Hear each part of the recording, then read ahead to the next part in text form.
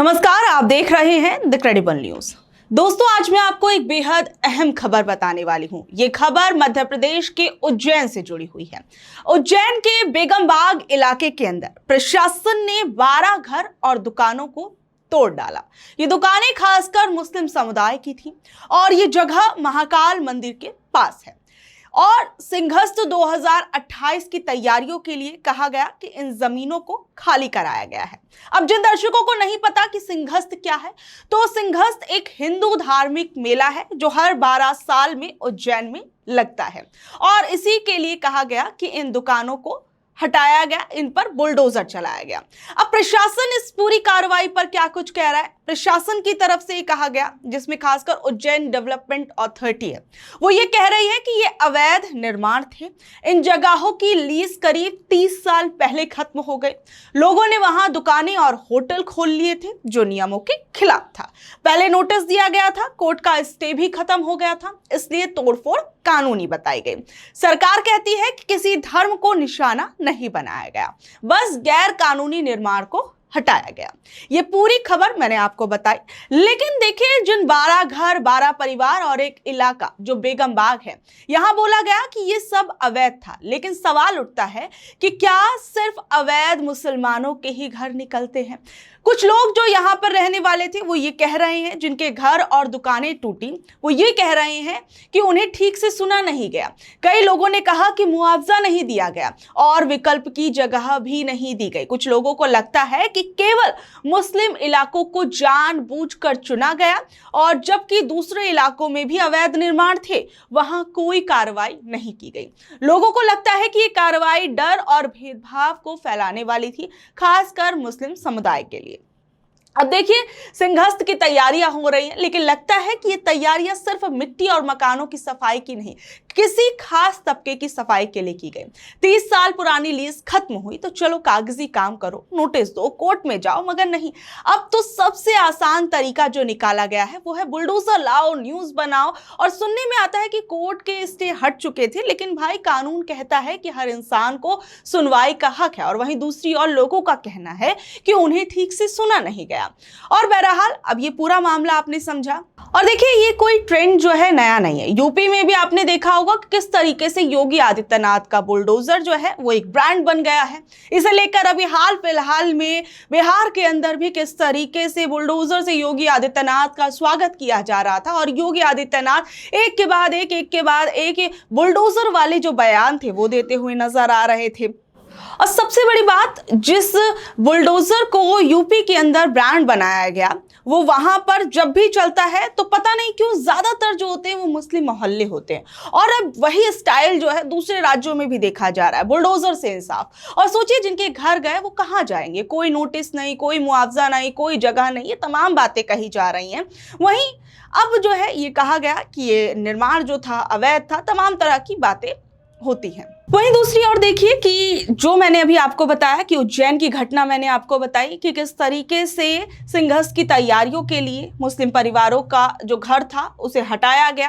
वहीं दूसरी ओर एक और घटना आप देखिए, उज्जैन मस्जिद का विवाद। अब सुप्रीम कोर्ट में मध्य प्रदेश के उज्जैन शहर की एक 200 साल पुरानी मस्जिद, जिसका नाम तकिया मस्जिद है, उसे तोड़े जाने का मामला भी कुछ समय पहले सामने आया और एक खबर भी सामने आई। और अब ये पूरा मामला सुप्रीम कोर्ट पहुंच गया। विवाद क्या था कि ये मस्जिद महाकाल मंदिर के पास थी। मस्जिद में नमाज पढ़ने वाले 13 स्थानीय लोगों का कहना था कि मध्य प्रदेश सरकार ने महाकाल मंदिर की पार्किंग को बड़ा करने के लिए इस पुरानी मस्जिद को तोड़ दिया। उनका कहना है कि ये मस्जिद 200 सालों से इस्तेमाल हो रही थी और 1985 में इसे वक्फ के रूप में दर्ज किया गया था। याचिकाकर्ताओं का कहना है कि मस्जिद को जनवरी में अचानक अवैध घोषित करके मनमाने ढंग से तोड़ दिया गया। सुप्रीम कोर्ट जो है, अब वो लोग गए और याचिकाकर्ता जो है वो ये कह रहे हैं कि ये तोड़फोड़ 3 बड़े कानूनों का उल्लंघन है। पूजा स्थल अधिनियम 1991 जो पूजा स्थलों की पुरानी स्थिति को बनाए रखने की बात करता है, वक्फ अधिनियम 1995 जो वक्फ संपत्ति की सुरक्षा से संबंधित है, भूमि अधिग्रहण अधिनियम 2013 जो जमीन लेने की सही प्रोसेस से जुड़ा है। उनका यह भी आरोप है कि सरकार ने जमीन लेने की झूठी कहानी बनाई और अवैध कब्जाधारियों को मुआवजा देकर प्रक्रिया में अनियमितता की। और याचिकाकर्ताओं ने पहले मध्य प्रदेश हाईकोर्ट में मस्जिद को दोबारा बनवाने की मांग की थी, लेकिन हाईकोर्ट की सिंगल बेंच और फिर डबल बेंच ने दोनों ने उनकी याचिका को खारिज कर दिया। अब सुप्रीम कोर्ट में क्या कहा गया है? सुप्रीम कोर्ट में जो याचिकाकर्ताओं ने सुप्रीम कोर्ट से जो मुख्य रूप से दो मांग की हैं और जिसमें ये कहा गया है कि अंतरिम राहत दी जाए, हाई कोर्ट के फैसले पर रोक लगाई जाए ताकि सरकार उस जगह पर अभी कोई नया निर्माण ना करे। वहीं इस पूरे मामले की निष्पक्ष जांच की जाए और जो ये पूरी जांच है वो पूरी ईमानदारी के साथ की जाए। तो यानी अब आप देखिए, मैंने आपको जिस तरीके से उज्जैन के अंदर कई घरों को गिराया गया, खासकर एक समुदाय के लोगों को टारगेट बनाया गया, उसके बाद मैंने आपको बताया कि जो ये पैटर्न वहां पर देखने को मिला, किस तरीके से उत्तर प्रदेश के पैटर्न से मिलता जुलता है, वहां पर किस तरीके से बुलडोजर को ब्रांड बना दिया गया है और जहां पर कुछ भी होता है वहां पर बुलडोजर भेज दिया जाता है, बुलडोजर की कार्रवाई की जाती है। सुप्रीम कोर्ट भी कई बार इस बुलडोजर पर सख्त टिप्पणियां कर चुका है, लेकिन उसके बावजूद भी हम देख रहे हैं कि किस तरीके से इस बुलडोजर का इस्तेमाल धड़ाधड़ किया जा रहा है। और देखिए, सबसे बड़ी बात, अभी मैंने जो आपको उज्जैन का ये मस्जिद वाला मामला बताया, फिर उसके बाद अभी कुछ दिनों पहले इसी बुलडोजर से जुड़ी हुई एक और मस्जिद की खबर आई, मैंने आपको वो बताई। और अब आप देखिए कि सरकार ने कई बार कहा है कि अपराधियों और माफियाओं के खिलाफ सख्त कार्रवाई है, लेकिन जमीन पर दिखता है कि बुलडोजर ज्यादातर मुसलमानों के घर और दुकानों पर चलता है। आप लोगों को याद होगा कि सबसे ज्यादा चर्चा प्रयागराज के अफरीन फातिमा के घर की तोड़फोड़ से हुई थी। जून 2022 में उनके पिता को दंगा भड़काने का आरोपी बताया गया और अगले ही दिन पूरा घर बुलडोजर से गिरा दिया गया। कोर्ट में कोई अंतिम आदेश नहीं था, फिर भी कार्रवाई कर दी गई। परिवार की औरतें सड़कों तक आ गई थी, कहने लगी हमने क्या किया। इसके बाद सहारनपुर, कानपुर, मथुरा, आजमगढ़ जैसे शहरों में भी यही पैटर्न देखने को मिला। उत्तर प्रदेश में जहां भी किसी मुस्लिम विरोध या प्रदर्शन का मामला सामने आया, अगले ही दिन देखा गया कि बुलडोजर वहां पहुंच गया।